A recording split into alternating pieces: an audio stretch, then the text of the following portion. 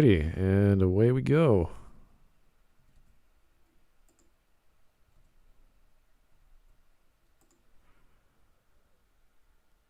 Alrighty, good afternoon, folks. Or sorry, good evening, folks. I'm used to doing SmudCast in the evenings, but this is now SmudTalk, and we're talking about beer. And this myself, and Mr. LiteratureDevil. Thanks for thanks for coming on. We wanted to talk about beer for a while now. I got a chance to talk about beer a few months back with a few others. We have other people on the channel that love talking about food and drink, and but this is one of our favorite topics anyway. Oh, definitely. I really enjoy beer and beer culture. I think I really just like the fact that like frat boys and all these they really brought down like their perspective of beer. Like it wouldn't now colloquially in America anyway. And people talk about beer, they usually think about these drunkards and these people who just destroyed their life with alcohol and basically slackers. Like beer has become synonymous, almost synonymous with slacking or in a rut somewhere. And it's not, the old frat boy thing with chug beer all day. That doesn't really help it that much.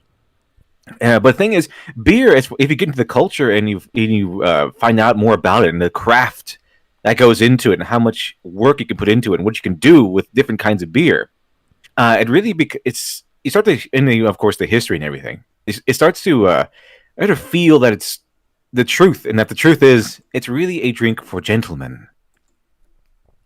Ultimately, I try to think of it as something that can stand by itself. Like if you're thirsty, you can have a beer. It's usually not that strong. We're talking anywhere from, a Radler can go from 2.5% up to an Imperial Stout, which could be almost a malt liquor. So you're talking like wine level, like 12, 13%. So it of course depends on the style, what you prefer. And then there's so many pairing options because it's so consumable. It's not as one note as a wine might be, like a basic wine, a red wine, right? A Merlot, a Chardonnay. They're like, I don't mind wines. I grew up on wine as an Italian, which is great. But as soon as I moved to the beer world, I was like, there's a lot more going on in terms of flavor. Yeah, there's so much more variety here. It's not as expensive. You could buy a single can, a single bottle for less than $5 if it's an import. Usually it's cheaper, but depending on where you are in the world, you could say, hey, I'll try that. And of course, you could always go to a bar and they'll get it on tap or whatever for $7 or $8, whatever the price is. And that's a good way of testing the waters before you jump into buying a case, before you discover what you like. And you can go out to a bar and order 3 beers at roughly $2-3, was it, $10 million a glass. It's depending on, I don't know, pints, 500 mils, or depending on how much you want. And you won't get that buzzed. You will get buzzed, but not that much. So it becomes more than just a thing to drink. It becomes a social event. You go out with your friends. You hang out. It takes time. And you don't necessarily savor the beer as you would, let's say, a whiskey, but it still takes time to consume. So you have time to talk. You have time to socialize. You have time to eat. You have time to watch a game if that's your thing. I know personally, it's one of my favorite things to do when just dedicating like a day to beer or something like that is going to like a beer what was it? A brewery hopping, where the breweries allow people inside to taste their beer and the different concoctions that they've made. They can order like a flight just to test out different types of beer. Yeah. that they've made, and you can, instead of full glass or anything, that's just kind of basically it's like a sample. You have like a tray of samples. You can see what they taste like, and sometimes you can order several flights and get several tastes of several different beers that they made. And it's a really good event. You just take a sip and you just kind of admire the craft that goes into it, the taste, the flavor, and it's fun to guess what it is. Sometimes give me a flight, but don't tell me what they are. Let's guess. It's fun. The great thing about those places is because they brew their own beer on site, they have seasonal brews they don't sell normally. And they'll make stuff that you've never heard of. They'll do flavor combinations. Like everyone knows a wit beer, which is a wheat-based beer, and by itself, it's pretty plain, but you have to add something to it, kind of like the way they make gin. So they have gin, but they just infuse it with some other flavor. So they could take strawberries or blueberries or juniper or whatever, and then all of a sudden you have like cucumber beer or something wild like that probably won't see public release dates because no one's going to buy it. But they do exist. I tried one a few years back, and it was fantastic. Like you just don't know it because you're like, what the hell is cucumber beer? That's going to taste like that's crap. Weird. But allows them to experiment though. But because there's the effervescence from the carbonation, and because that sort of equalizes the bitterness, so you have this bubbly, refreshing experience, and then you think of biting into a cucumber, that's also a refreshing experience. You're like, hey, these two things work together strangely. You can't chug it, but you can certainly sip it very well. Yeah, that's how you get different kind of beers for different occasions. So you can have like your light beer, like your Bud Light, like the Pilsner, just for relaxation. Nothing too harsh, but nothing too overwhelming.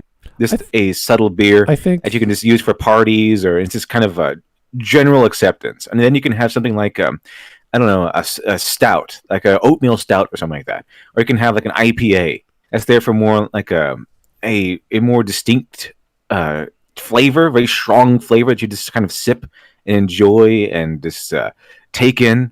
Every single sip is like a journey. It's fantastic. But then you can have like things like let's see. I think what was it? The St. Arnold's Lawnmower. I think that one is made for like summer. Like you have summer beers like that. I think Lawnmower is made for like just you kind of relax, like a relaxation beer after you do a hard day's work or something.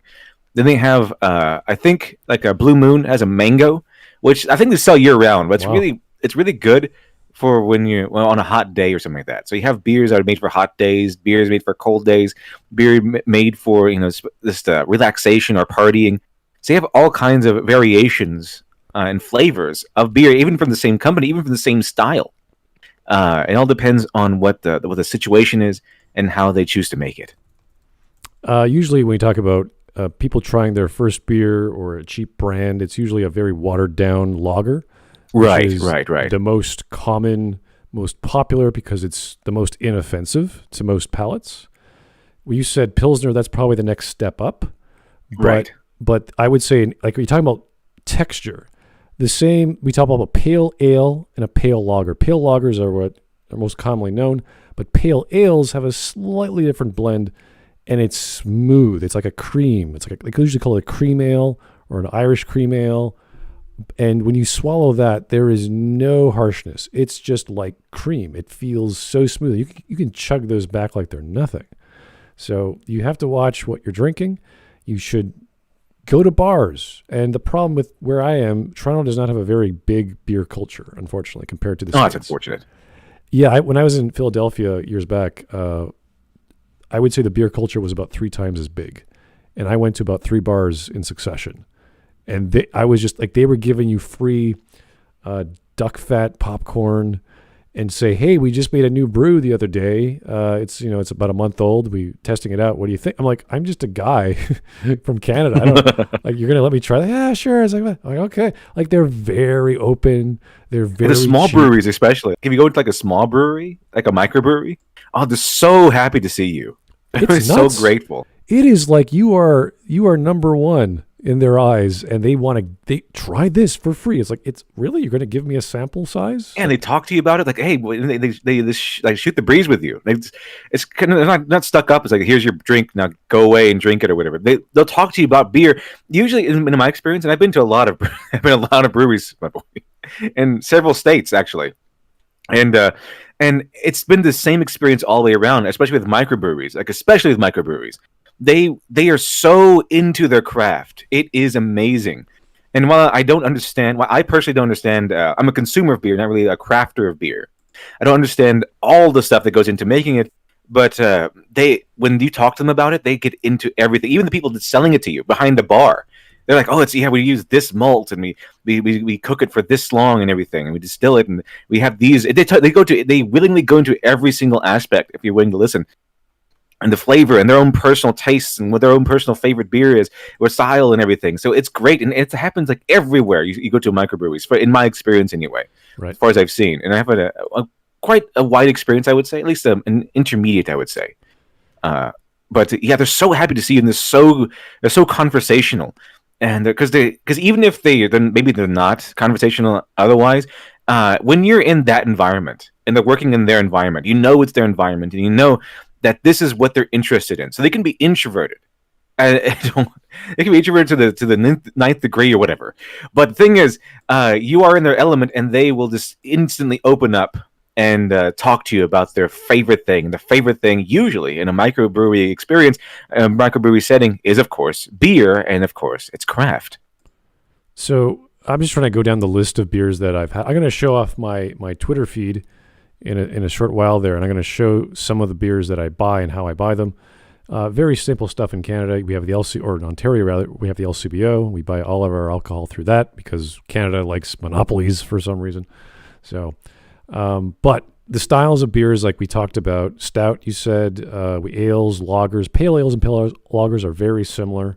Then we have the IPAs. Those are the really up there in terms of bitterness. We call it based off IBU, or International Bitterness Units.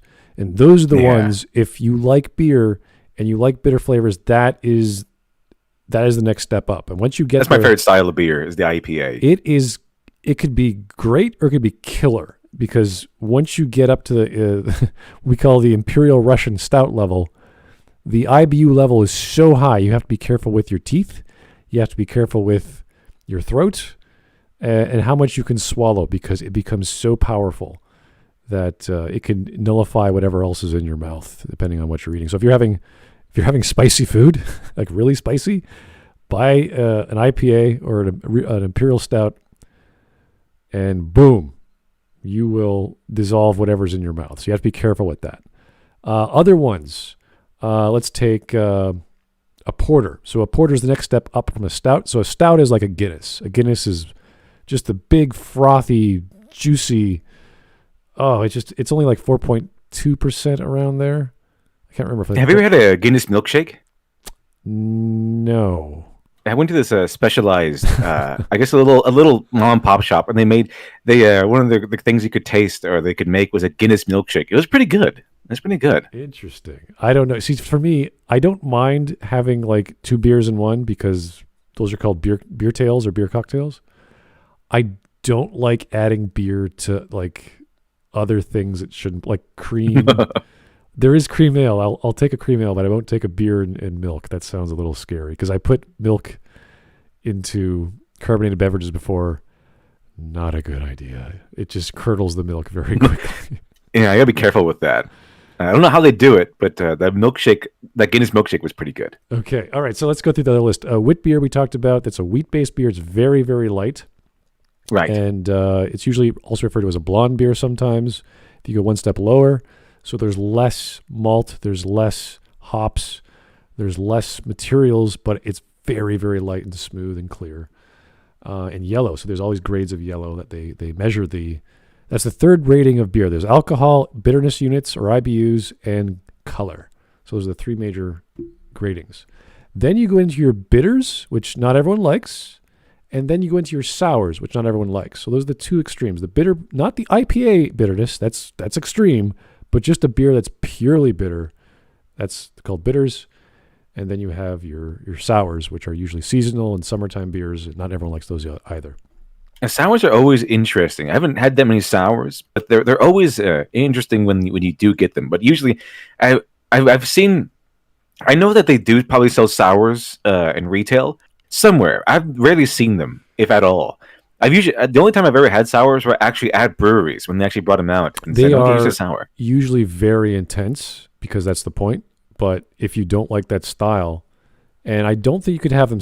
I need water at least, because it's too, like anything too acidic for me is just whoa. My teeth are gonna fall off, and I gotta clear out my mouth, because it's just intense. So if it's a bit diluted, it's okay. So there's all styles of beers. We got Box, and we have Fest Box, and then we have Offenbox. There's all these style of Oktoberfest style beers.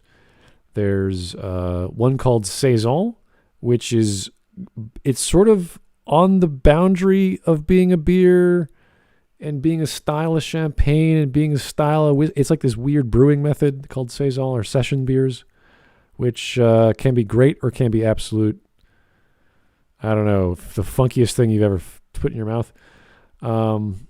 My favorite style is still the Trappist style of beer, which there are doubles, triples, and quadruples. And that's based on how long they're brewed and how many times they've been distilled. So it's hard to find because they're all imported from Belgium. But, if you guys like beer in general and you can handle a Guinness, the next step up is a strong double, and they are lovely. That's my preference. Strong, bitter beers. The stronger and the more bitter, the better. I mean, I discovered a whole new world when I first discovered that there were double and triple IPAs. I was like, wow, this is great. This is fantastic. We have a beer place called Amsterdam. It's an actual brew place. And they have an IPA called Bone Shaker. And interesting. It is, I mean, that if you like IPAs, like strong IPAs, that is right up there. So, oh, nice. That sounds good to me. You have to like that style. So, but there's that also is my favorite style. There's one beer I really like from Scotland, believe it or not. It's called Innocent Gun. And what they do is they take their beer and they ferment them in bourbon casks. So you get this sweet bourbon-like flavor. And it's this amber-colored beer. And it's once you try it, like, oh, this is delicious. Like if you don't have an instant reaction to beer that's positive, you probably aren't going to like most beers, because most beers are simple, but the good ones that are complex take time. But even with the complex ones, like a Guinness, it has to hit you instantly and go, okay. And then it smooths out, and then you get some aftertaste on the throat, and the finish is also smooth. So there's all kinds of beers for your preferences, but for me, if it's not big and bold and in your face when the first touch, then it's not worth my time. I want instant flavor, I want lasting flavor, and then I want a nice lasting finish as well. I want everything. Absolutely. So I always talk about, whenever I talk about beer, there's always my favorites, and I always go into Lyrium Tremens. Lyrium Tremens is one of the most popular Belgian beers in the world.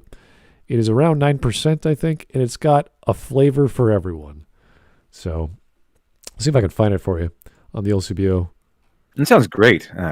This is one time I went to Colorado before, and I wanted to see what they had in store. And I found one. It was soon after they legalized pot use, and I found an IPA that mixed, the IPA beer style with an infusion of, I think, some sort of. They infused marijuana into it. I forgot what exactly they put into it, but it works. I drank one beer and I was out. Really? They put a lot into it. All right. So I couldn't find it on the LCBO, probably because of the lockdown. Originally, it was banned in Canada for a few years with the Liberal government because the name Delirium Tremens is the actual condition that alcoholics get when they go cold turkey and they get the shakes. Oh. And your nervous system goes nuts. So because people thought that would be offensive. Oh, no. And they appealed to the government. The government said, okay, yeah, we're not going to do that anymore. But other beer drinkers went, wait a second, we love this beer. What the hell are you guys doing? So we were allowed to buy Delirium Tremens in kegs for about 7 years. And then someone got smart and said, this is stupid. Obviously, people are drinking it and buying it. Let's buy the bottles. And it's cheaper to buy them, and we can buy in bulk, and et cetera, et cetera. So now we have the bottles. But I couldn't find them at the LCBO because no one's been buying too much alcohol because it's lockdown. So lockdown, yeah. So anyway, you would think people would just be buying alcohol in bulk because of lockdown. It's all local, so it's not imported as much, unfortunately. So yeah, sadly. All right, so here's a beer I have a lot of right now. It's called Dab or Dortmunder. It's from Germany. And this is the dark version. So I'm going to just look up Dab at the LCBO because this is where I buy my beer. I have to. I'm in Ontario. So German beer is actually usually pretty good. It depends. So the Dab Original, Dab the Maybach. As I said, there's lots of Bachs That's their style. Here's Dab Dark Lager. And let's just bring that up because now I got it around for $2. It was always on every time it's around the $2 mark, I buy it. I don't care. So $2.30 is too expensive for my blood because I like to buy a lot. So this is a roasted malt coffee and dark chocolate note. Hops is bitterness. Nice. It's a sweet malty character, and it works with just about everything. You could have it by itself. I wouldn't say it's as complex as a Guinness, but it's got a bit more alcohol. It's got a bit more punch to it than a Guinness. I think you'd have that with a steak or something. I would have any beer with a steak, honestly. I'm so happy, but it's called the Dortmunder Aktien. I can't pronounce the other words, but I'm sure if Wisp was here, he'd tell me. But 500 mils, $2. You can't go wrong with Dab. So that's one of my my go-to beers. Dab is always on sale. It's always great. There's got some selection there, and it's from Germany. Just go down the list here. As soon as I find them, there's my other Dab. The Dortmunder, I think this is the traditional, the green can. Oh yeah. Oh, there it is. Sorry, there it is. Dab original. Delicious looking beer here. Yeah. I don't think I've had that brand though. They might distill it here. I don't know. Stella Artois, I wouldn't say is too dissimilar, but Stella Artois is kind of like the popular Belgian. I saw a can in there that's like $15. That's ridiculous. That's ridiculous. There's all kinds. It must be pretty complex. There's all kinds of weird prices for beer depending where you go. Okay, this is what I have a lot of. This is a amber ale. It's from amber ale. The UK. It's called Lancaster Bomber. Just pull that up. I went through like a phase where I just drank nothing but amber ale for a while because they're pretty good. My chosen company, I believe, was Alaska. I think it was Alaskan Amber Ale, I believe. All Lancaster. Right. Lancaster Bomber. Wow. A Lancaster Bomber, huh? So, yeah, I mean, this is not the best amber ale I've ever had because I have some really good amber ales in Toronto. But right. For as far as again, I go by price. I want a different experience for the right price. And this is $2.35 Canadian. Okay, this is cheap beer. And this is 500 mils. So you buy at least 12 of these. So for an amber ale, it's got copper tint. Yeah, I'd say so. Just a little bit of coppery, a little bit of caramel. And you could definitely taste the grain. But other than that, it's a pretty straightforward amber ale. It's smooth, it's soothing, and it's just a great ale. It's nothing like there's nothing bitter about it. There's nothing hoppy about it. It's just the right flavor for having with fish or fish and chips or any fried dumpling, if you like that sort of thing. Because I'm also part Ukrainian, we have a lot of pierogies. So it works well with potatoes and butter. So just fantastic stuff. So I do buy individual cans when I want to sample stuff at the LCBO because we get imports sometimes. Oh, yeah. That's usually a good idea. Sample it first before you buy in bulk. Because not every beer is great.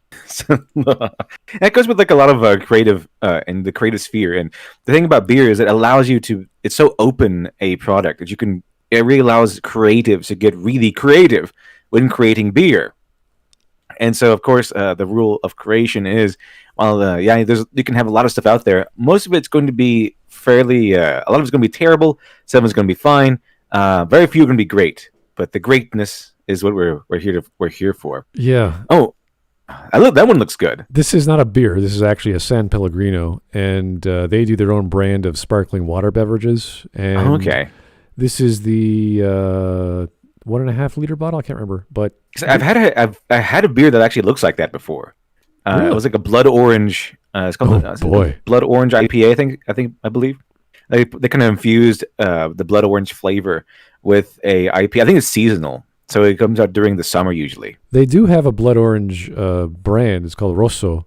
So that's all the things they do are really good. The only one I don't drink is the limonata because it's just basically lemons, and it's so strong that it dissolves your teeth. So I gotta dilute it. Wow. It is. No, if you honestly buy a limonata from, I don't know, you could probably find it at the corner store, and it's good, but it's strong. Like the acid level is very high. So, but this is my other favorite drink that's non-alcoholic, and it's just like this. It tastes so good. Like I'm just trying to explain liquid, bubbly, bitter oranges. Like this is the normal orange, but they also have a bitter orange called a Chinotto, which is an Italian small orange. And that's what I always have. It's a black fluid. And it's perfect for pizza. So anyway, back to beer. Let me just find the next ones. So I'm posting all this crap every month, and I gotta find the media the media based off beer, yeah. Oh, there's my Buffalo Trace. Not exactly beer, but at the beer store or at the LCBO. Oh, Buffalo Trace, yeah. I actually have a bottle of Buffalo Trace right here. Yeah, this is the 250 ml bottle, so it's the small one. And there's my Glencairn glass, which honestly, if you are drinking whiskey, you got to get yourself a Glencairn. I know it sounds silly to get a different glass for what? Like, why would you get a glass? It's just a glass, right? No. This is perfect for appreciating the notes, the smelling notes of any whiskey, or really any liqueur. So if you guys don't know how to get what a fluted glass is and what it does, it focuses the vapors of the drink into the center of the glass. And all you take is one simple whiff. And if it's a weak whiskey, you take a second whiff or you do a longer whiff. And you will get a wonderful experience, especially from a bourbon like Buffalo Trace. Buffalo Trace is one of those, I would say it's like the entry level for bourbon. It's got a little bit of cherry. It's got a little bit of the medicinal ethyl alcohol flavor. It's got a little bit of spice. It's very well rounded as far as bourbon goes. But anyway, we're talking about other drinks, not beer. We like the use of tulip glass usually for beer. It's just the more expensive ones, like that new IPA or something like that. Tulip glass has been my favorite go-to most of the time. But glasses matter. They do, especially beer glasses they really too. Do. If you love a beer, honestly, they have a glass for it. Buy it. I remember Hoegaarden came out with its glass. Have you ever had a Hoegaarden? It's a blonde beer. And okay. It looks like a giant pitcher that you hold with two hands. That's the beer glass for a Hoegaarden. But if you love those style of beers, like it is very citrusy. I like those. Yeah, those are good. The citrus beers, I like those. And for example, I like the citrus flavor with from the brand Blue Moon. It kind of it doesn't usually have like one on its own unless you get like a mango or something like that. But the citrus flavor accentuates the flavor of a Blue Moon regular Belgian ale. They're a traditional, basic Belgian ale. All right. So if you don't know what that symbol is of a harp, that's Guinness. And that's Guinness. On occasion, I will splurge and spend the extra $1 because it's $3.25. So for some reason, I had an urge for, like, you have this urge for beer, and it's like, I really, really want a Guinness. And once you take that first sip, you're like, oh, you are just so chilled out for the rest. That's probably why I'm so chilled out. It's not because I'm Canadian or well brought up or well read. Because of the Guinness. It's because of stuff like Guinness, yeah. And Buffalo Trace. Buffalo Trace is like evening chill. That's like right now. You'd have a bourbon right now. But beer at Guinness is like a 11 o'clock, 12 o'clock thing. So if you don't know Guinness, it's like 4.1, 4.2% around there. It has a little ball inside the can. I think most of the Guinness beers do this. And it's filled with nitrogen. And what that does is as soon as you open up the can, it's the pressure that is expanded as soon as you open that can causes the nitrogen to shoot out of the glass or shoot out of the can. Yeah. And that gives you the head that they say is what you would normally get if you went to a bar. So they are so obsessed with giving you the Guinness experience. They put little balls inside the Guinness just for the air release to give you that little sip. Your first sip is of head. before you even pour. So they're expecting people to drink out of the can, which is fascinating. That's how crazy they are. So if you don't know Guinness, it's a stout, and which is a step below a porter. So it's got a lot of molasses, caramel-like notes. It says it has coffee. I didn't really get that too much. Yeah, stouts and porters are probably my least favorite beer because it's because I don't like I think what they usually go with roasted stuff, like when you get stouts and porters, they go with roasted. What was it, roasted malts and roasted hops and everything. Some of these like you can get the coffee in there. It's roasted. I don't really like it when it's roasted. I don't know. It's not my flavor. You know, there are coffee porters that people love, but when you start talking about infused beers, you're usually talking about the weaker beers, because when you have a strong beer that's infused with like banana or something, it doesn't come out as well because the beer is so strong. So it only works well with the wit beers or the wheat beers because they're weaker. So the problem becomes, though, if you're going to make a blueberry beer, I'm expecting a lot of blueberries, but the problem is blueberries aren't always in season. They're not always ripe. They're not always flavorful. Right. And to infuse that into a beer, you have to distill the blueberries. So now you're buying truckloads of blueberries just to get the flavor of blueberries in your wit beer, which ends up tasting like watery, blueberry-ish beer. Not the best. No. Not the best. Anyway, speaking of nitro, have you had experience with like nitro beers, like nitro infused beers, which they tend to have the unique function of being able, you can hard pour them. So usually when you're pouring a beer, you have to tip the glass, you gently pour the beer in so it doesn't you don't waste it all. It doesn't all turn to head and everything. But with nitro infused beers, you can do a hard pour and it's fine. It's really interesting. When the first time I had a nitro infused beer, where it's like my friend just showed it to me. Like, hey, this beer has nitro in it. It's like, what are you doing? You're pouring it. It's a hard pour, which means you pour it straight into the glass, and it's fine. It's really interesting experience. When you have those nitro infused beers, pretty good though. Okay, pretty interesting. Someone in the chat asked about mead. Mead is not actually a beer. We tend to think of it as beer because it's similar, but it's essentially fermented honey wine. Honey, yeah. It's like a honey, bubbly style of drink. So I wouldn't put in because you're talking about beer, there's all these brewing processes, and mead doesn't do all of those. So because it has sugar and a lot of it. So I'm not saying it's a bad drink. It's similar to beer, but it's not beer as a thing. Like I can't really find mead at the LCBO. I'd have to go to like a specialty imports place. They might have mead. I've had mead before. It's pretty interesting. I do like it. I like beer better, but I do like mead. Yeah, mead is we talk about how whiskey is an acquired taste. Mead is probably, because not like sugar is one of those things you either really enjoy it or it's like, oh God, that's too much. Like honey is really intense. So I don't know if you've ever had a drink called Somersby, which is I don't think so.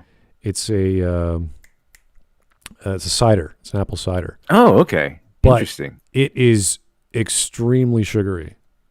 It is super sweet. And if you're thinking, like, I have lots of ciders. I'm in Canada. We have all kinds of craft ciders, and they're usually either sour or slightly sweet, or all these intense flavors of apples. We have lots of apple orchards. So when you have a Somersby, it is just I don't know what they put. It's got to be cups of sugar. It's just so super sweet. So.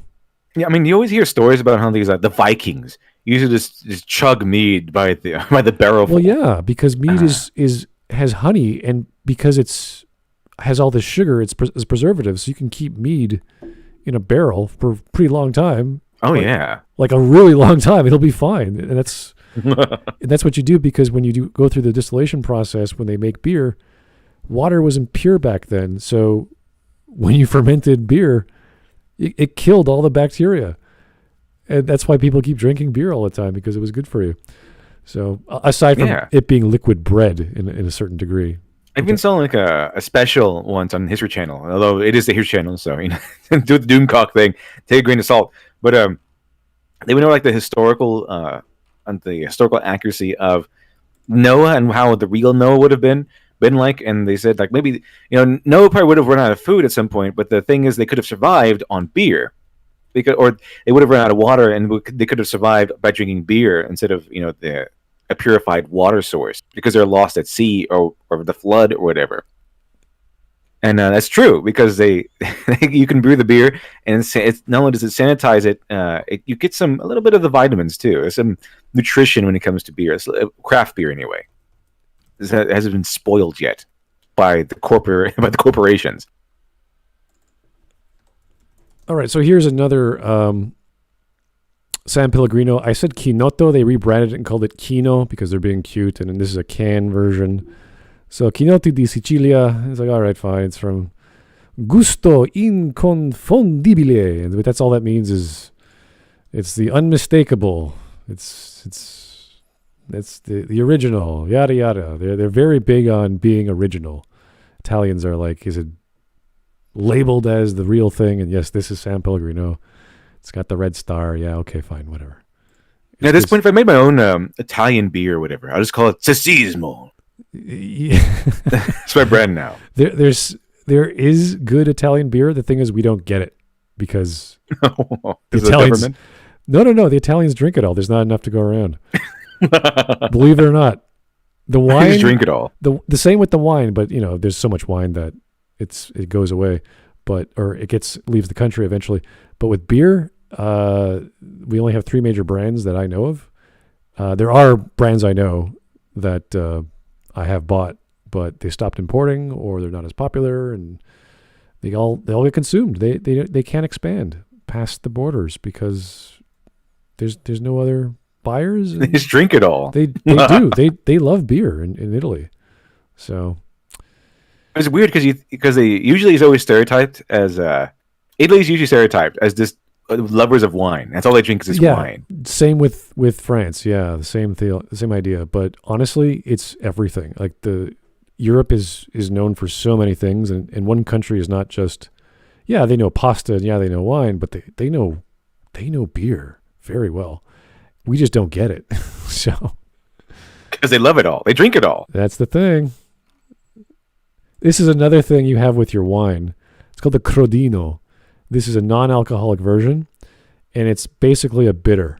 So we know you have bitter beers and bitter liqueurs. This is basically a digestive or a digestivo. Same concept. Before a meal or after a meal, depending on how you feel. And it's an orange bitter. It's sweeter than a Chinotto, but it's also more orangey. It's kind of like a mild orange as opposed to a sweet orange. That didn't really describe it very well. Havana Club, what is this? Oh, God, this is just rum. Never mind. I'm just taking pictures of booze. Eggnog. Oh, that's Christmas. It's January. I'm finishing off the eggnog. What else I got here? Woodford. That bottle is down to like 1 inch. And I have American apple pie. It's down to 1 inch, that bottle. The reason why I bought that bottle, aside from I love Woodford Reserve, is it's flat. And I could put it into my fridge because I don't have any room in my fridge, so I need like a flat flask shaped thing. And this thing is such a flat bottle that I thought, hey, it'd be perfect. I had this idea last year in summer, so it's taken me almost a year to drink all that booze. I'm just savoring every single sip. Yeah, take your time. Yeah. That stuff can be expensive, so just enjoy it. There's the Maybach, 7%. That's what I mean by a festive beer.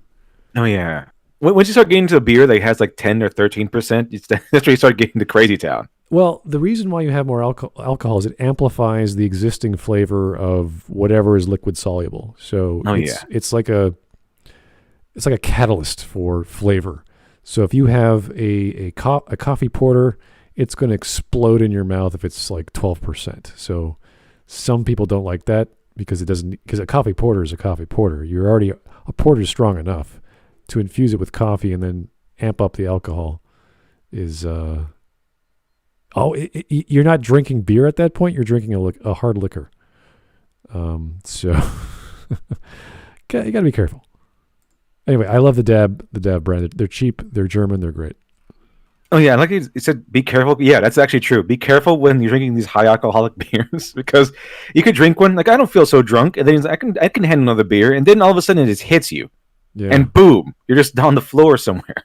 So here is one of the beers I was talking about. It's called Innocent Gun. This is the original. So they have the normal pale lager, but this is their Scotch ale. And you can't really see it at the bottom right, but it's cut off on the screen. But this is just a delicious amber beer. And let me just check it out on the LCB. Let me get the actual notes.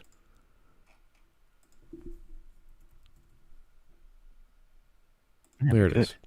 Innocent Gun. If there's any beer I would recommend for you guys to try, if you've never tried before, that will surprise you, buy 1 can of Innocent Gun and see what you think.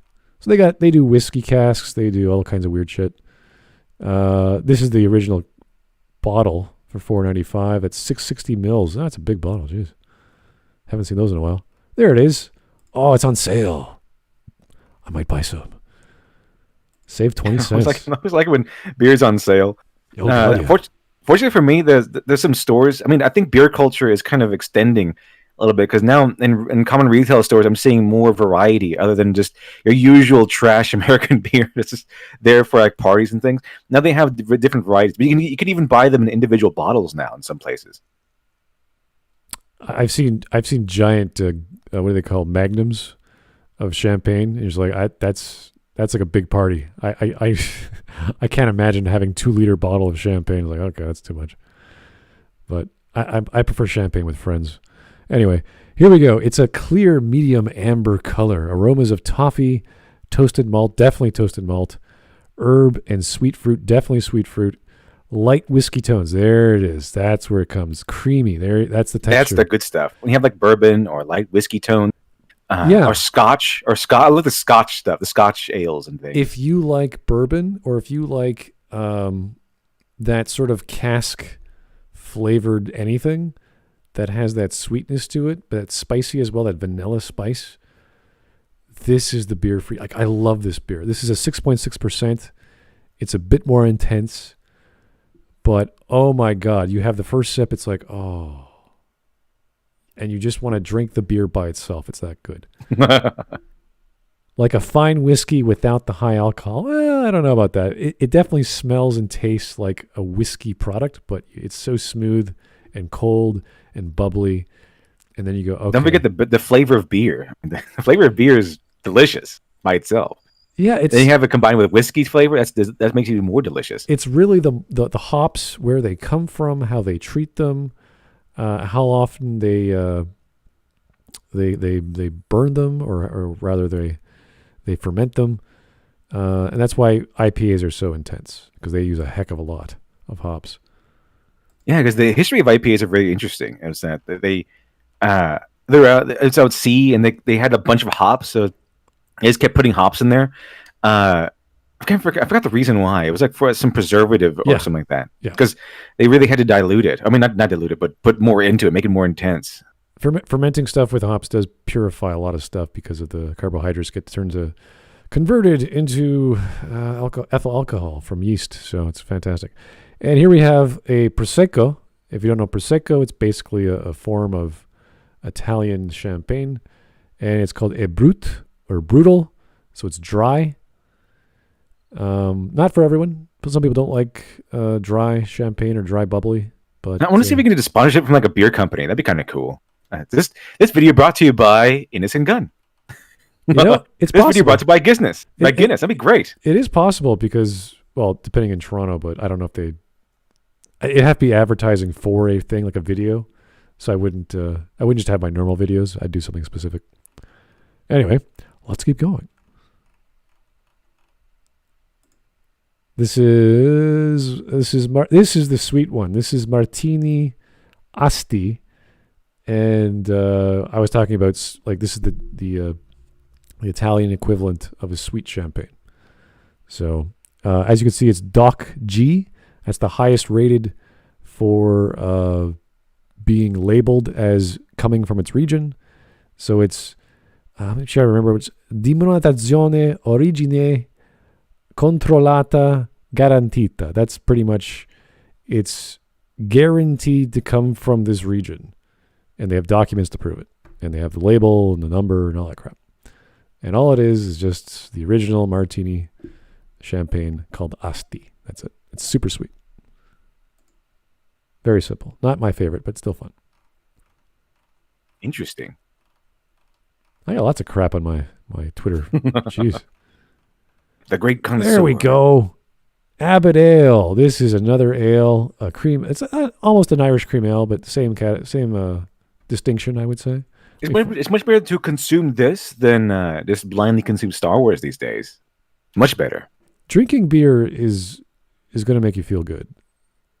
You won't even get much of a buzz, and if you do, then you know your limit. And you're like, okay, one beer, one night, that's it. See, you got never drink to get drunk. That's never a good idea. No, absolutely not.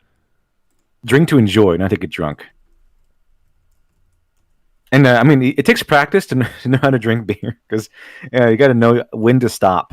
So be careful. Here is Abbey Ale, and it's on sale again. Oh my God, I'm so happy. 25 cents off. Geez, I'm just so happy today finding out all these deals. Amber color with long-lasting head. Okay, doesn't tell us much. Floral oatmeal. Okay. Malty, hops aromas, medium-bodied, creamy taste, clean bitter finish. The people who like the head of beer, who really enjoy that because usually it kind of gets in the way. I know that it's a kind of essential. It just helps you with the aroma and everything. I guess maybe that's why. But it's when it's there, you can take in the aroma, which is fine. But after that, you want to get to the beer. The kind of the head of the beer kind of gets in the way. It is fascinating. The head is actually part and parcel of certain beers like Guinness and Lyrium Tremens. A lot of Belgian beers too.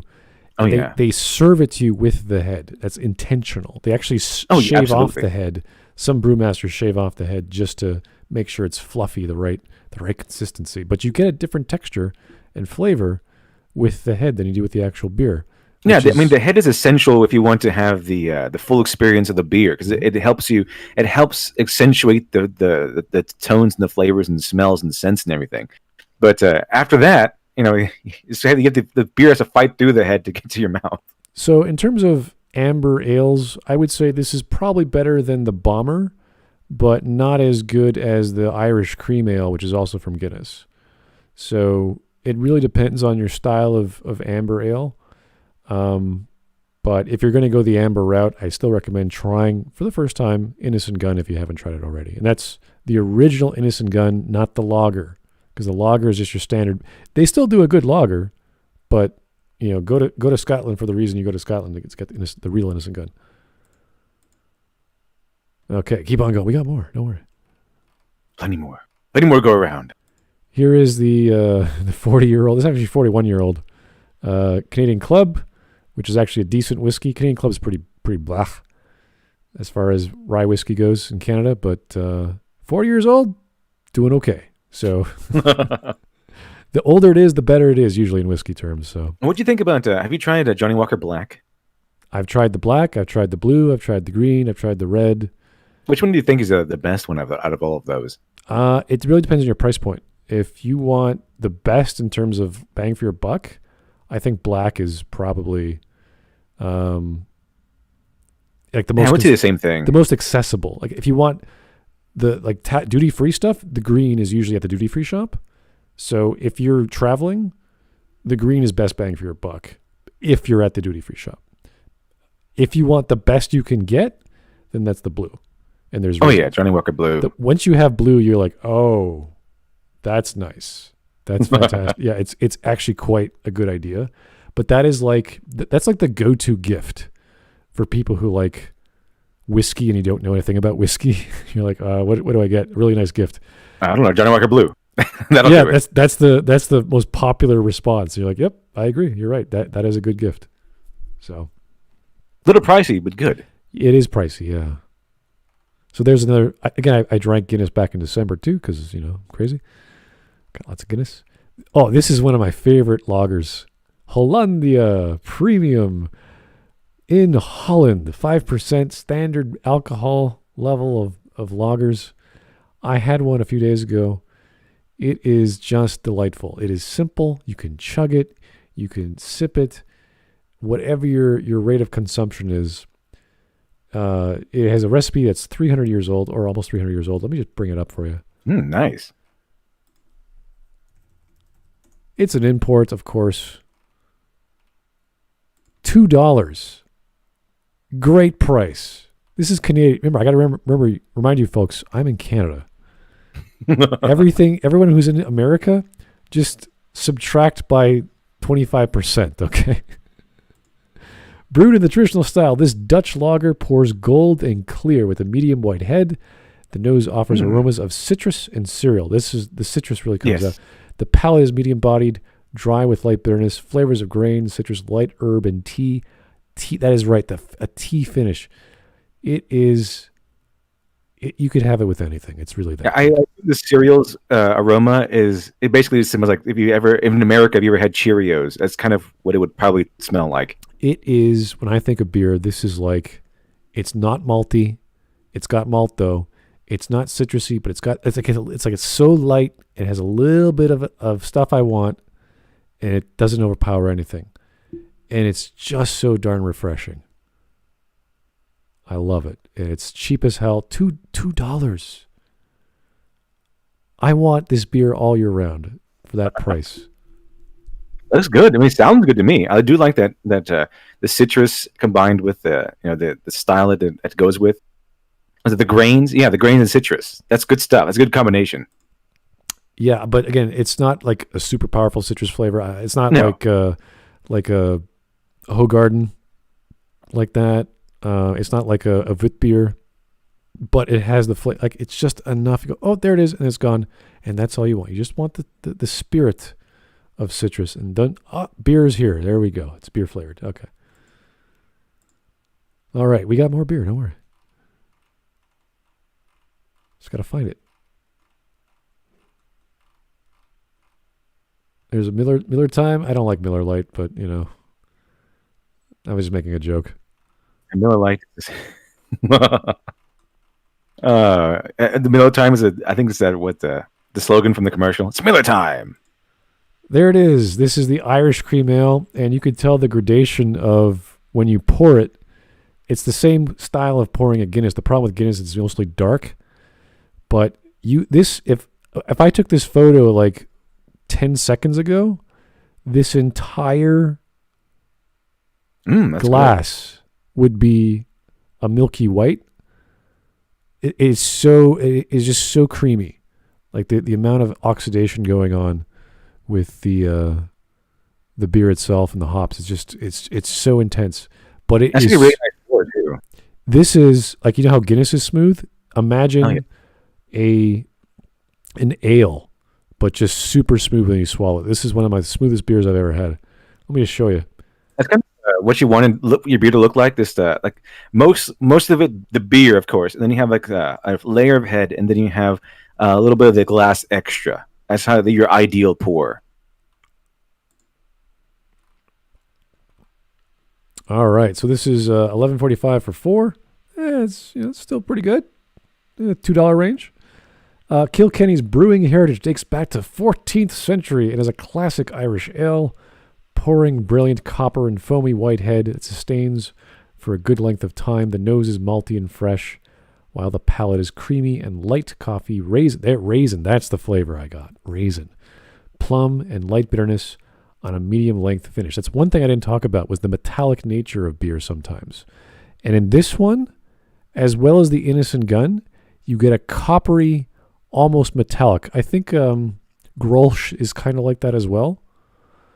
But definitely Innocent Gun has that coppery flavor. This, not as much. And if you think the Innocent Gun is going to be too intense for you, because that's a 6.6%, this is 4.3.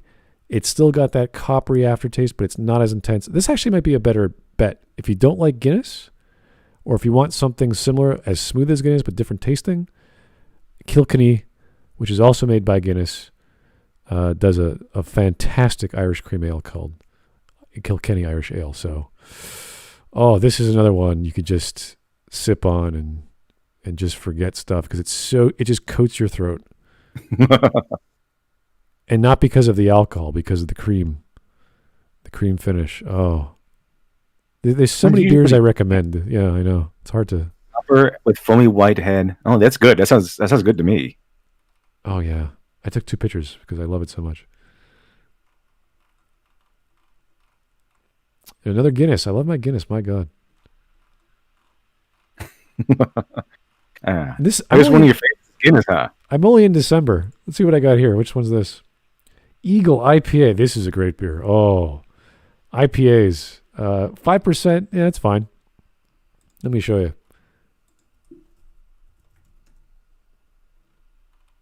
Why is this beer so good?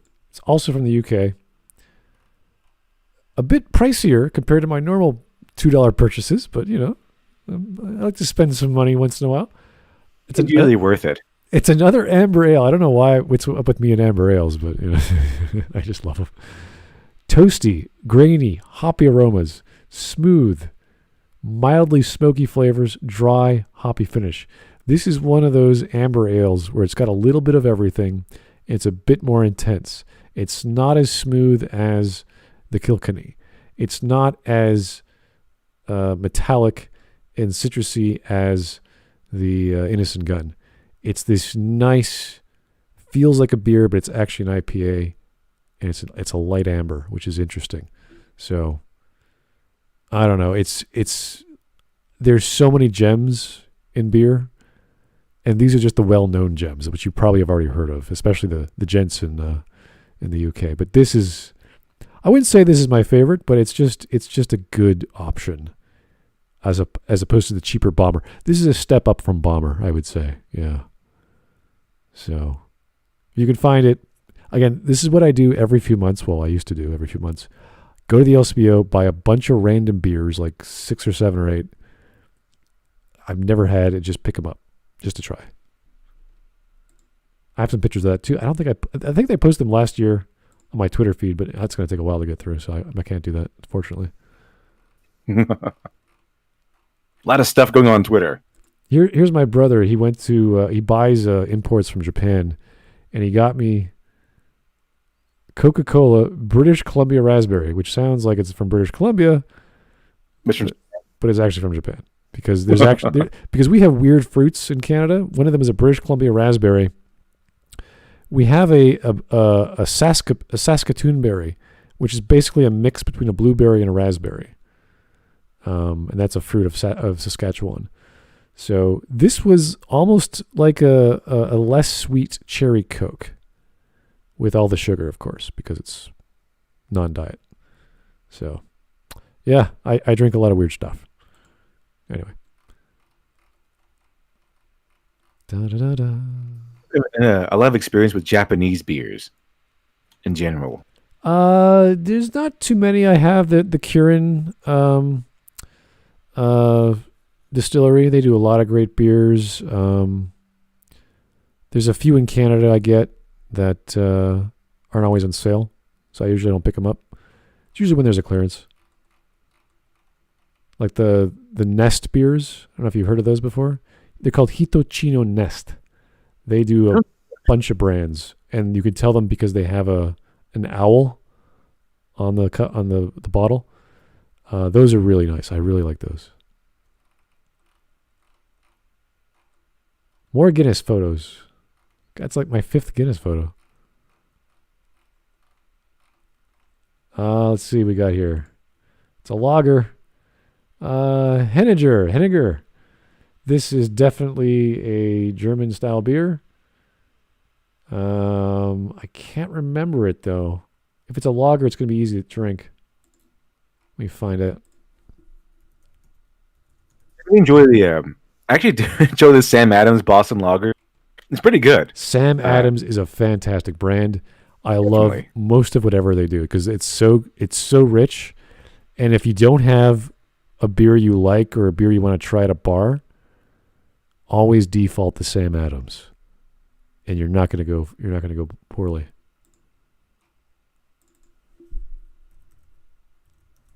Henniger. Hopefully I'm pronouncing that right. There it is. Not that, a little bit more expensive. This lager is crafted in a Bavarian style. Okay, Bavarian style of craft, all right. Honey, malt, cereal grain, baked bread. Oh, now I remember it. Okay. Medium-bodied, lively carbonation, thirst-quenching finish. Perfect for grilled sausages and pork schnitzel and roasted potatoes. Oh, see, when I think of lively carbonation, I think of a Warsteiner. And if you like bitter beers, a Warsteiner is fantastic with schnitzel or pork or any kind of meat product. It just brings out the flavor of the meat because of that bitterness, and plus the carbonation adds to the bitterness as well. Because as the bubbles are popping on your tongue as they were, there's air pockets that flush in. So you have this big blast of air, of carbon dioxide, and then boom, it gets covered in beer as it evaporates. So Warsteiner, carbonation, not as strong as carbonation of Lyrium Tremens, because that's more of a champagne-style Belgian beer, but for a German beer, it is right in there.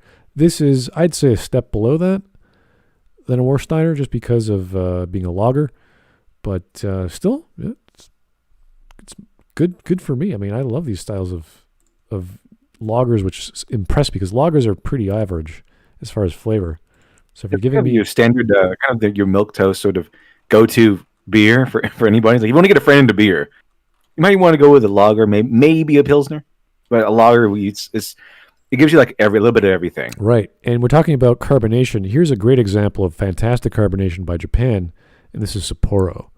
And most of their beers are fairly light, the popular stuff. But like we talked about Asahi, that's a very light beer. This is in the same style, but way more flavor, way more carbonation, but still a light beer. I'm not going to talk about that much because it's not much to say. But whenever you go to a sushi bar, they will offer you Asahi and Sapporo, and most people go for the Sapporo for good reason. But that's what I talk about. Carbonation, Sapporo, Warsteiner, and Belgian champagne style. And the reason you know it's Belgian champagne style is they have the frickin' tinfoil around the top of the bottle. So you know you're going to explode when you open up that lid. Here's the Dab brands. The Radler I haven't tried yet. I showed you the Maybach, the Standard, the Dark, and the Radler is usually 2.5%. I think that says, I can't quite read it. Could be lower. Usually Radlers are about 2.5, which is just a summertime beer. It's like grapefruit or lemon or some other strong fruit, and it's just to relax. Not good. You could have so many of those, but you know, it's up to you if you like fruity beers. Sometimes depends on the fruit. I think Radlers are a go-to for grapefruit, but there's the one that I know that Radler. I really liked was called. Didn't really enjoy grapefruit Radlers that much. I don't really like grapefruit stuff in general, I guess, but I like when they infuse them with maybe orange or something like that. I had a lemon ginger Radler before. That was amazing. That was fantastic, phenomenal. I think it was Carbach. I think it was a Carbach product. Really? I can't remember exactly. Either Carbach or no label, but I'm pretty sure it was Carbach. Carbach, if you're in America, Carbach is usually pretty good to go in terms of craft beer. Carbach is amazing. I think the one that I think most people know are called the Stiegl Radlers. Like Stiegl's its own brand. They do their own beer as well, but the Radler is what is mostly well known. If you were to buy a Radler at a bar, I think that might be the easier import. Just in general. Here's the Hitachino Nest I was talking about. This is it's an owl, yeah, exactly. I can't remember this one. It was called Red Rice. My brother got me like a case of weird Japanese beers. Did you pour that beer? Sorry? Is that your beer that you poured? That is in the glass, yeah, it's the same beer. Let's keep admiring how well you can pour beer. You got to give it. You know how to pour.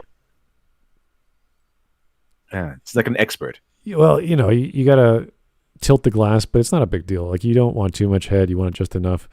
They have a lot of weird names, and this one was a sweet party beer because it's called Red Rice, and that's, for some reason, red rice is a symbolic of celebrations in Japan. All the Hitachino brands, all the Nest brands are just really excellent. And they actually have a mug It's a ceramic mug that, how every every place has their own glass. Well, Hitachino has a mug, and for whatever weird reason, a laminated mug turned my beer sweet. How'd that happen? I don't know. That's weird. It was a weird. I was like, I swear to God, this is a sweet beer. And I was having Middle Eastern food, and I was sitting at my brother's kitchen table, and I was like, I love this beer. This is so good, but I have to drink it in this mug.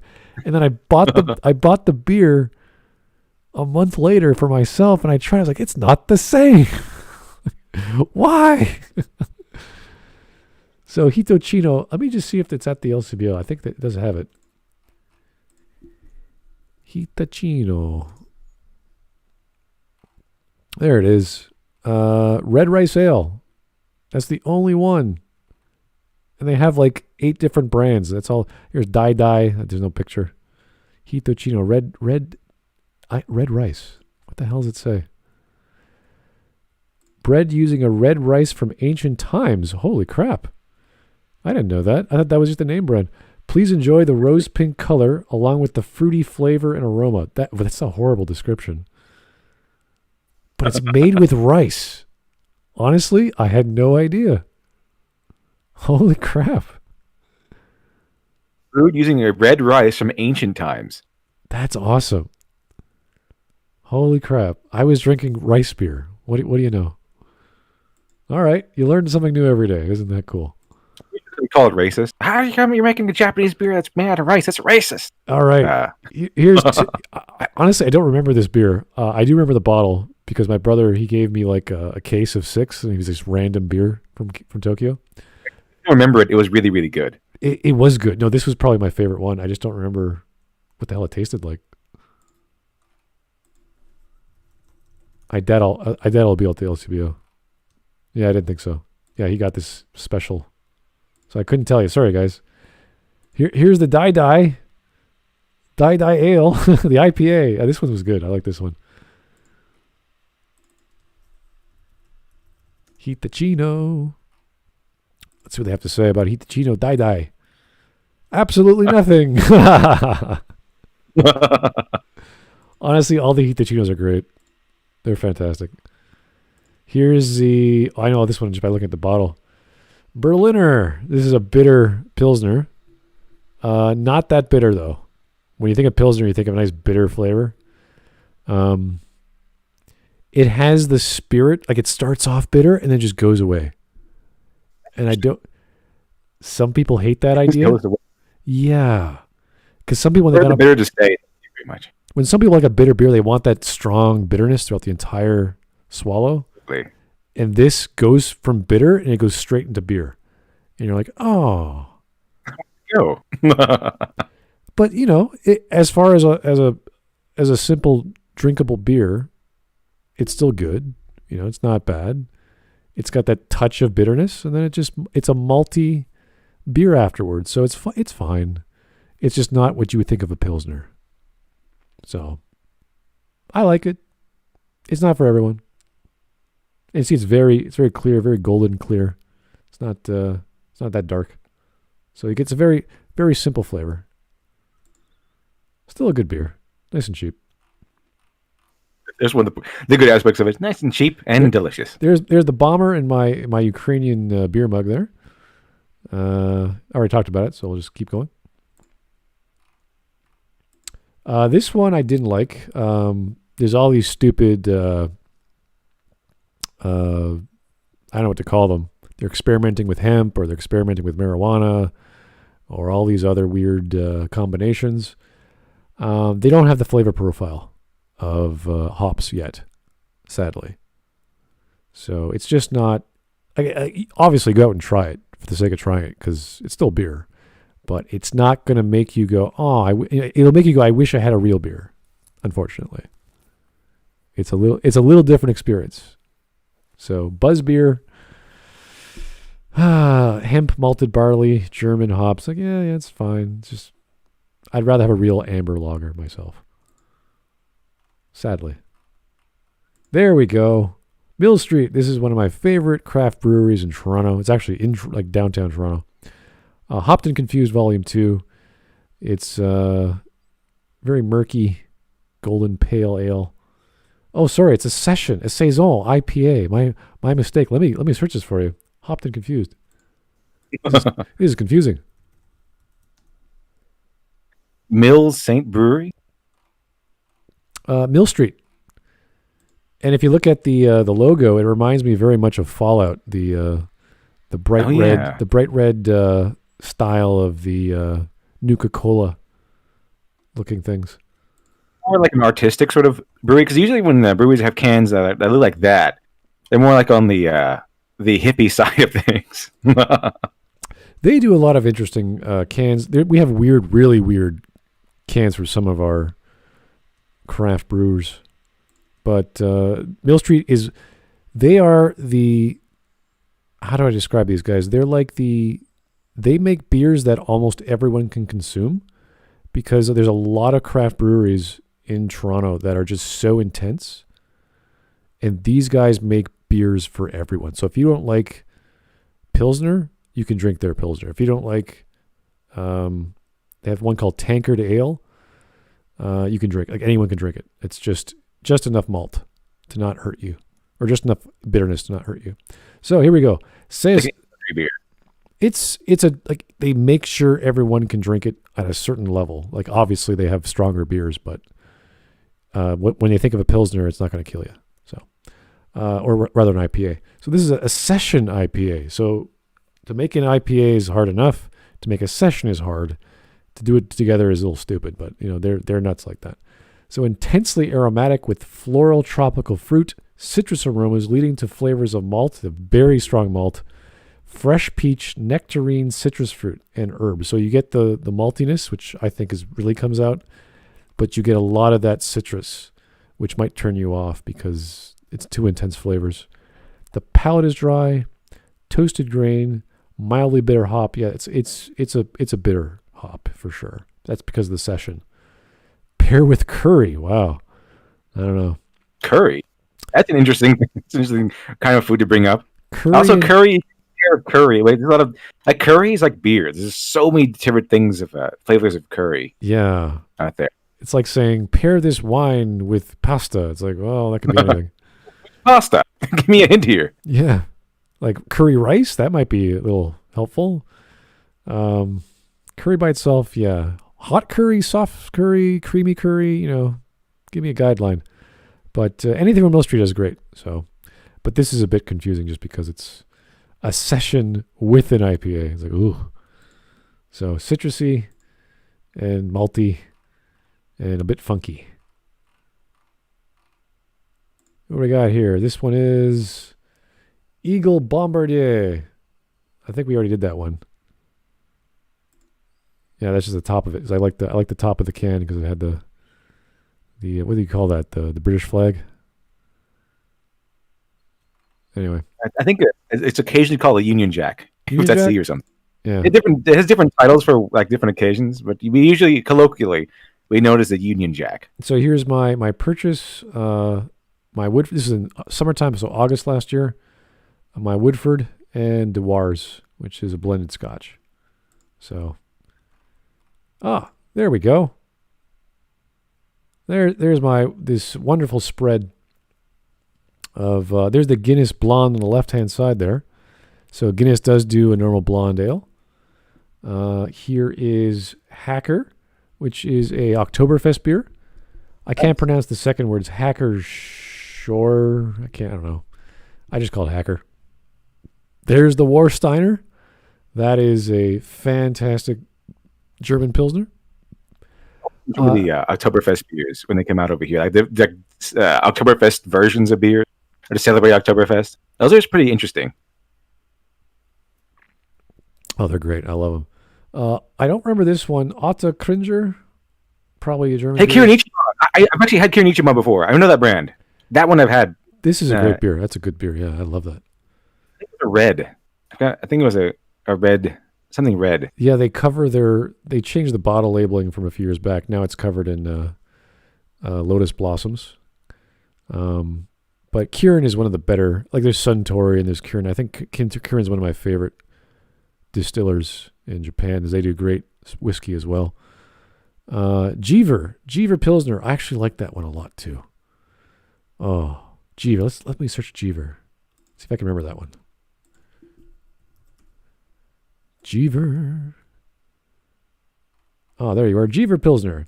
Bright yellow color, thick white head, pronounced floral hops, malt, cereal, citrus peel, notes of bread, grass, and spice. Dry, medium bodied. Yeah, you get a lot of flavor there. A lot of bitter hops. Yeah. I like that. That's a good one. I think Jeever's pretty good. It's not my go-to Pilsner, but it's just, yeah. See, again, price, $2.30. I'm thinking with my wallet. And all these are roughly around the $2, $3 range, because this is what happens when you experiment. If I'm buying a lot, you want to buy $2 each or $2 a can or less if possible, so you get a 24-pack. But with individuals, pick them up. Always pick them up, try them, and just go crazy. Just buy 6 or 7 or 8, not going to kill you. Kronenberg. Who doesn't know Kronenberg? Yeah, pretty world renowned.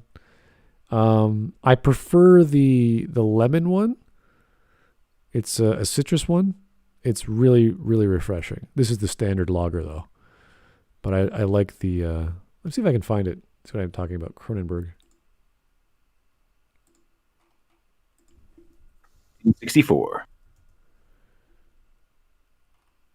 Kronenberg 1664, the Blanc. There it is, the fruit.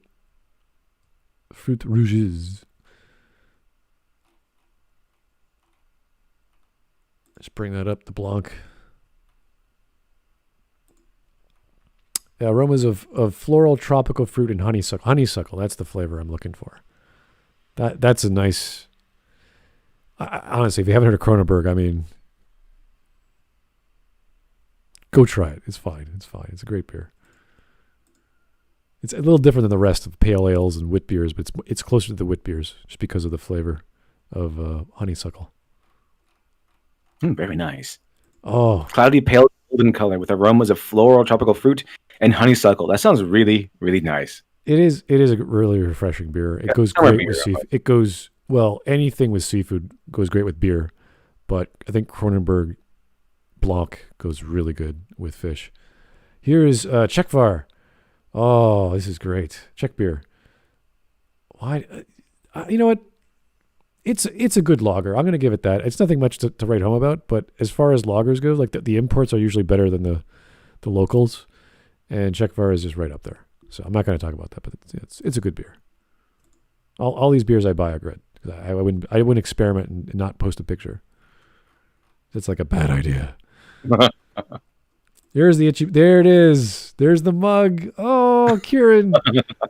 There's the itchy bun. Nice. That nice. Mug, for whatever reason, changed my world. I don't know why. I still can't explain it. What makes it sweet? I don't know why. Maybe I was having spicy foods. That's probably why. Suspicious? Like, is there sort of chemicals in the mug that make it change the flavor? What's happening? I don't know. I was having such a good time, and the food was, it's little peppers here and there, nothing really spicy, but just there were seasonings in there, and then you just take a sip and you're like, that is the most sweetest, refreshing, relaxing beer I've ever had. And I had this big smell on my face, like, Lauren, I gotta get this beer. It's like, it's at the LCBO, just go pick it up. I was like, oh, okay, cool. So that's their mug. Honestly, whatever they did to that mug, I don't know, but fantastic stuff.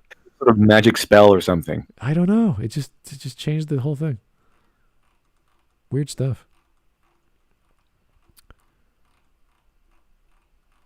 Da-da-da-da-da. There's some more of my favorite, Innocent Gun. I already talked about that. We'll keep going. That's July of last year. Wow. You go out, I think. Oh wait, no, never mind. You still have to stay inside. There's my 6th Guinness photo. I guess we know what to get you. Get you some Guinness. I'm not a huge fan of Guinness. I just have this craving for it once in a while. There's another Maybach from Dortmund or from Dab. Oh, Evan Williams. Woo, not for me. Oh, my dad bought that. I was like, Dad, that's for you. I'm not touching it. And he drank it. He had to mix it with ginger ale and whatever. Well, that's not as good. Well, you gotta like strong, rough bourbon. I'm not a fan of rough bourbon. I like it smooth and spicy. That's why I like Williams. That's why there we go. That's why I like Woodford Reserve the best. So it's just my taste. Like there's a bourbon for everyone, but for whatever reason, bourbon from that distiller just works for me. I don't know why. Did I run out of beer? It's July still.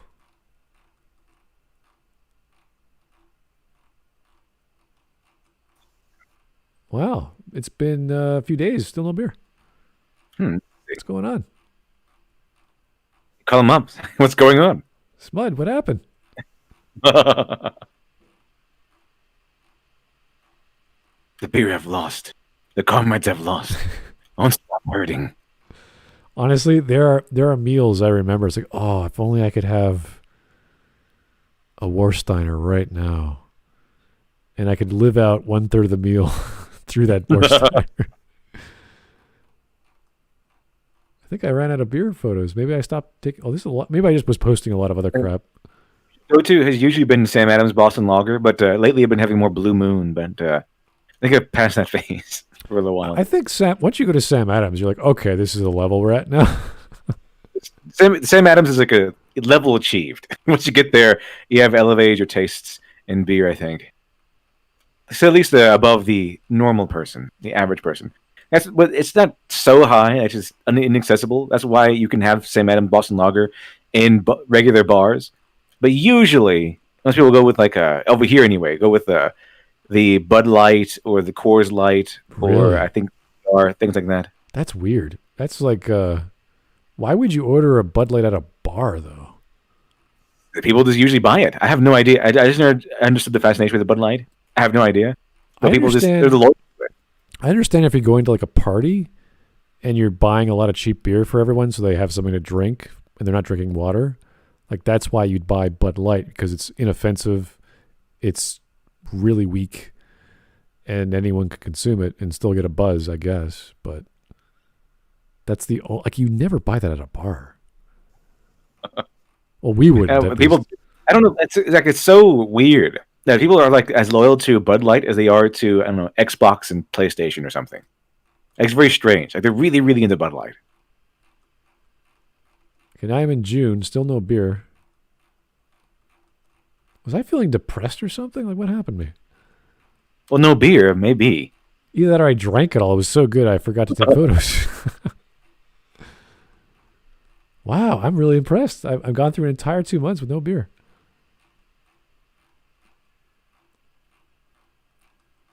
Now I feel silly.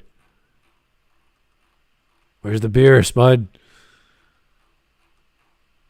Give me the beer. The beer. You're a little boy, you drink milk. When you grow up, you drink beer. Yeah, that's right. It's an actual quote.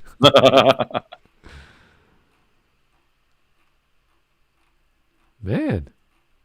This was all the whole Neil Druckmann crap. That's why where I'm missing out on taking photos. I'm focused on too many of the Last of Us Part 2 stuff.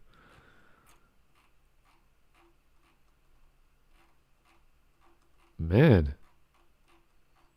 I'm in May. That's 3 months.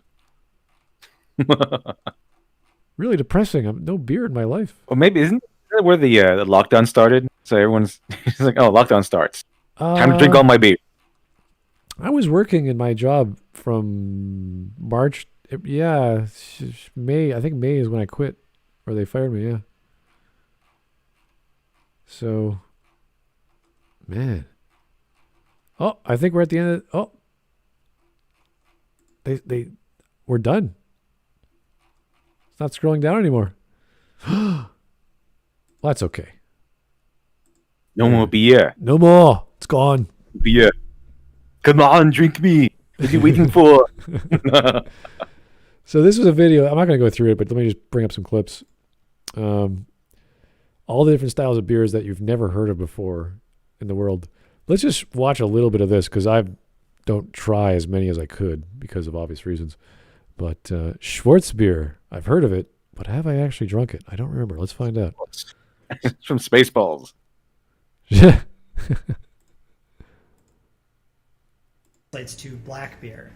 It's basically just a darker version of a Munich Dunkel. Usually not going to see like tons of overt, heavily roasted character like you would in a stout, things like coffee and espresso. Yeah, I don't like that very much. It'll have kind of additional light chocolate flavors in addition to the toasty notes that you find in a typical Munich Dunkel.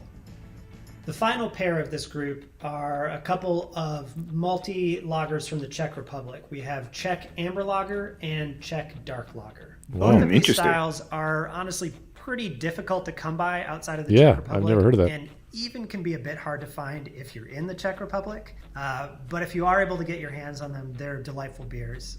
Both of these Czech lagers combine sort of a rich malt profile with a pronounced level of bitterness and a bit of spicy hop aroma. The last subgroup of the... Oh, here we go. There we go. So Bach, we talked about this before. There's Festbach, Maybach. There's all kinds of styles. That's what they attach the suffix to whenever they make a new style. But there's so many versions, you probably haven't even heard of them. And I usually have them around Oktoberfest anyway, because that's when they come out. But there are some standard brands like Maybach and Festbach. This multi-family is the Bach beers, which itself is a group of 4 higher strength German lager styles. Now, our German language skills do fail us a little bit here. The direct translation of Bach is goat, and that's not really where the name comes from. The name is thought to be basically a linguistic corruption of beer from the city of Einbeck. However, Bach does carry a legal connotation in Germany. Beers that are labeled as Bachs are usually going to be a bit stronger than your average beer. Yep. You know, at the very least, usually going to be about 6% alcohol. But some of the members of the Bach family can range all the way up to 14% alcohol. The first member of the family we're going to talk about is Dunkelsbach. As we already talked about, Dunkel means dark, so this is basically a strong dark lager. Today it's one of the least seen members of the family. Next up is Hellesbach, which is a pale strong lager. Yeah, it's the same. Hellesbach also is sometimes referred to as Maybach, translating to the month of May. And Hellesbach or Maybach is a my common struggle. Spring seasonal beer. Yeah, that's what Dab was. It's a Maybach, and they have Helles on the label as well. So they know the brand. It's the same branding. It's the same idea. The style is the same. In Germany. Hellesbach looks a lot like a stronger version of a Munich Helles, though it does usually feature a little bit of hop flavor. Oh, look at that color. Wow. But given its rather high strength, it's actually a pretty refreshing beer. Doppelbock today is essentially a higher strength version of a regular Dunkelsbach. And of all of these Bach substyles, it's the most widely available style. The original Doppelbock beer was a beer from the Paulaner Brewery in Germany known as Salvator. They still make that beer today. To this day, a lot of breweries name their Doppelbocks with the suffix ATOR to sort of imply a connection to that Salvator style. So you'll usually see that as part of their name. Final style of the Bach family is Eisbach. And conveniently enough, Eis, E-I-S in German, translates to ice in English. Basically, Eisbach is a Doppelbock that has been frozen to concentrate its flavors. Water freezes at a higher temperature than alcohol does. So as you cool beer down, you'll be able to remove some of that frozen water, leaving you with like a more highly flavored, more intense, high alcohol product. Oh, that sounds good to me. Following this freezing process, you're left with an incredibly potent beer. Icebox can range all the way up to 14% alcohol. Wow. And they oftentimes will feature kind of like dark fruit or dried fruit notes, things like raisin, prune, or fig even. So the one 14%. Well, knock you out. Yeah, that would probably be one of those Dunkel styles. But the one that I'm usually familiar with is called Holsten or Holsten Festbach. And that's pretty well known as a Festbach beer. I think it's around 7%, so it's not very strong. It's your standard Festbox. But there's other versions of box. So what he listed was probably just the main ones. But whenever you hear Bock beer, you're getting a higher alcohol content, and it should be along the lines of what you think of a beer. So if you're talking about lager, just an amped up lager. So if it's an amber, it's an amped up amber ale or amber lager. So just keep that in mind, because don't be scared if you see a 7% or 9%. That's, try it once. But don't party with it. That's a sipping around and sitting around sipping beer sort of beer. Right. It's not something you do a lot of in one night. Yeah, but they all have that sort of roasted malt flavor to it, to my knowledge. So if you don't like a malted flavor, because most beers do have a malty flavor, but this is like a roasted malt, so it's a little richer and not as deep, but more intense. It could be creamy if it's an ale. It could be more light if it's a lager, depending. So it really depends on what it's coming from, that you're amping up the alcohol. This group of hoppy lagers isn't broken up into multiple subfamilies. So hoppy lagers, I mean, that's, lagers with lots more hops, which is not an IPA, which is not a Pilsner, which is not an Imperial Stout. It's it's still technically a lager with more hops, which is not for everyone. Which, lager's a lager. I don't mind it. Unique or novel. There we go. Pale lager. This is the main one. Czech Pale Lager, which is kind of like a lighter version of the Czech Premium Pale Lager. It's a little bit lower in malt flavor, a little bit lower in body, a little bit lower in alcohol content.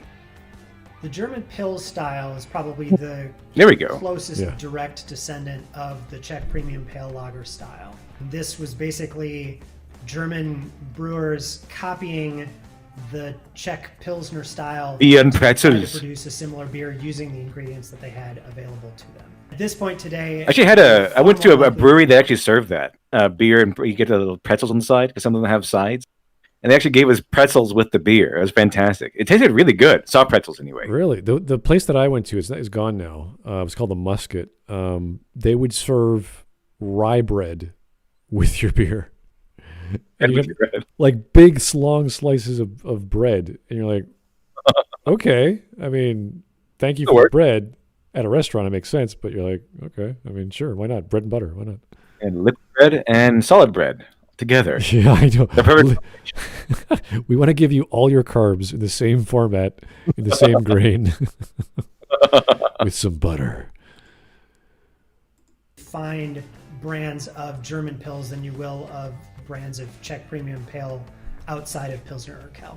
On the whole, German Pils is a really refreshing and crushable Pilsner style. Urquell, yeah. For those of you not acquainted with the term, crushable is like drinkable, but better. Yeah. The first iterations of the American lager style, which is so prevalent today, were made by German immigrants to the U.S. in the mid-1800s. So, like Czech Premium Pale Lager very directly gave rise to the German Pils style, German Pils very By the way, don't pour your beer like that. Sort of. Yeah. It's like overflows. Don't spill it, guys. You want a nice even amount of beer head, and then a little space above it, so you can enjoy the aroma. All the marketing has like this beautiful splash and the teetering off with the pour, and then the head pops up. It's like, all right, fine, yeah. But honestly, when you go to a bar, unless they're really busy, they don't spill it. They don't make a mess. So you're not supposed to do that. You really aren't. In fact, there should be a good amount of space from the top to the head. Yeah, fair amount. I wish they had the actual glasses, so I know exactly what beer this is. But this is just like a generic marketing video for beer. It looks beautiful. Always, they always look great. I just want to know which one is it, because you say American Pale Lager, you could be talking about.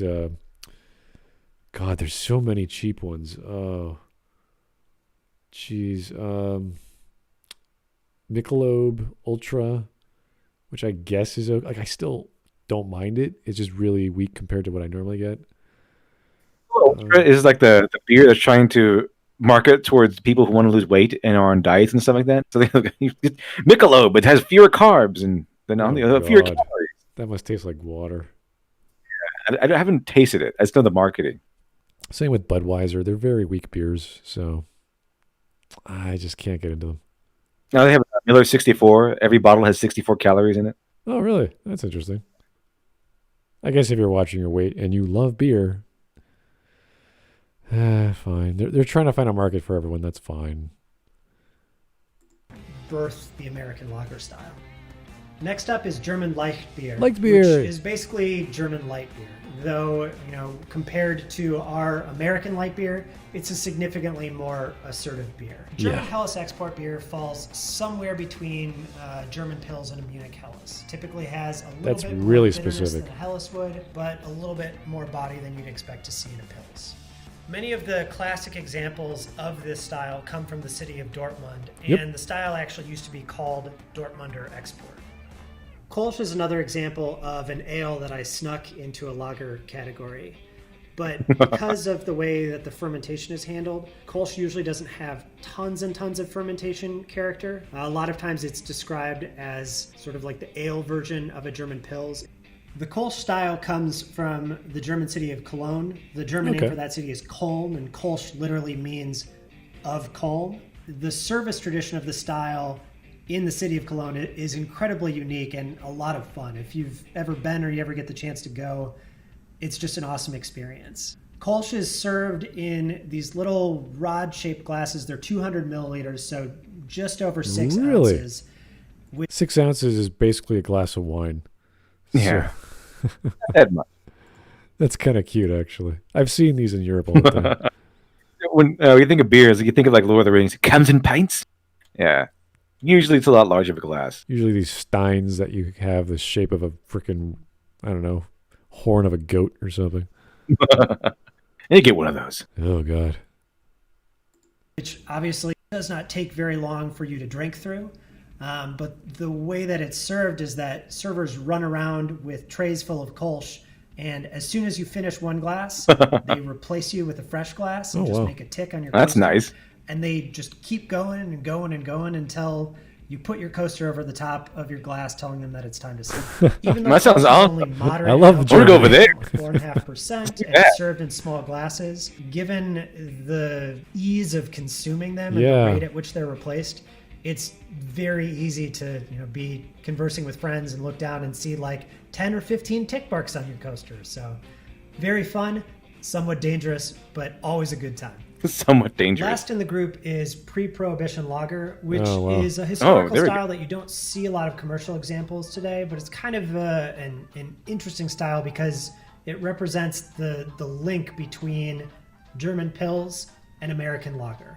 Pre-Prohibition Lager approximates the beer that German immigrants would have been brewing when they first came to the U.S. in the mid-1800s and were trying to recreate the German Pils style using ingredients that they had available to them here.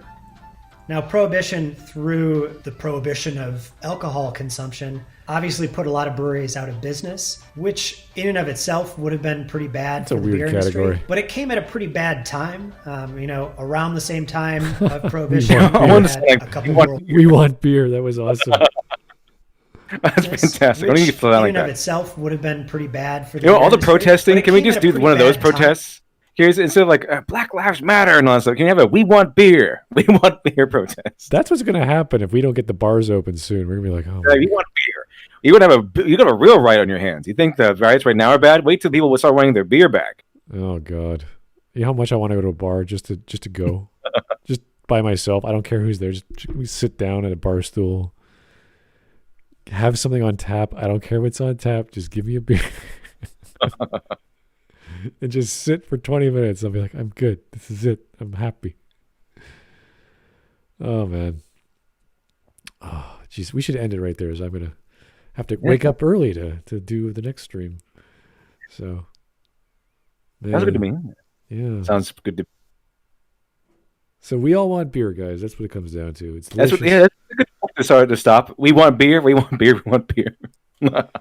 When protests were actually meant something, when they actually stood for grand causes like wanting beer. Can you imagine the people, like, we want cars, we want water, we want a product that the government took away because of whatever dumb reason. And it's not hurting any. Beer doesn't really hurt people. Obviously, anything you consume to excess is going to hurt you. Right.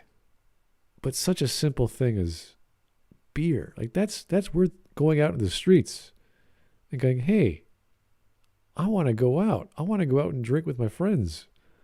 What's wrong with that? It's part of association and congregation and talking and free speech and freedom of choice, like all kinds of things wrapped into one.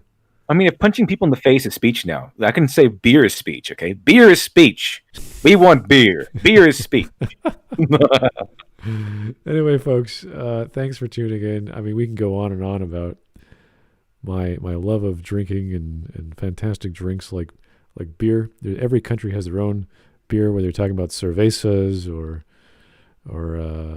all kinds of dab beers. As I said, dab is a style as well as a name brand, so they have to be very careful with the legalization of that. So there's a beer in every country, and even Italy has their own that you might not know, but they're out there. If you ever go to Italy, try their beers. You'll be surprised. Canada, we got some good beers too. Not that great as America, but we do have some. It's good. Anyway, thanks, LitDev. That was fun. Fun. Thanks for having me on. Hopefully, I'll be able to bring back my Twitter feed past May. I don't know why that suddenly died on me. So, great stuff. Talk to you guys tomorrow morning, and have yourself a great night.